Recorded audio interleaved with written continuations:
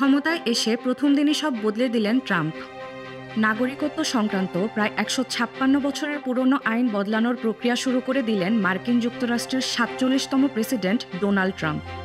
বাদ যাচ্ছে জুসতলি, অভিবাসী কোনো শিশু পাবে না নাগরিকত্ব। নির্বাচিত হয়ে হোয়াইট হাউসে প্রবেশের ২৪ ঘন্টার মধ্যেই অর্ধশত নির্বাহী আদেশে স্বাক্ষর করেছেন তিনি। যুক্তরাষ্ট্রের সংবিধানে বলা হয়েছে সেখানে জন্ম নেওয়া প্রতিটা শিশুকে স্বাভাবিকভাবে নাগরিকত্ব দেওয়া হবে।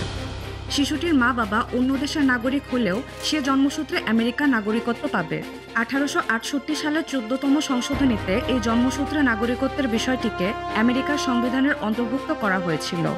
নির্বাচনের প্রচার চলাকাল থেকে ট্রাম্প বারে বারে দাবি করছিলেন জন্মসূত্রে নাগরিকত্ব দেওয়ার জন্যই দেশে অভিবাসী সমস্যা বাড়ছে। অবৈধ অভিবাসীদের সন্তান আমেরিকায় জন্ম নিলেও যাতে নাগরিকত্ব না পায় তা নিশ্চিত করতেই এবার সক্রিয় হলেন ট্রাম্প।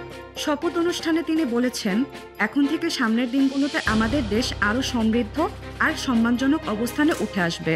আমার একমাত্র লক্ষ্য হবে আমেরিকাকে প্রথমে রাখা। আমেরিকার আইনে জন্মসূত্রে নাগরিকত্বকে বলা হয় জুস সোলি। ল্যাটিন এই শব্দের অর্থ মাটির অধিকার।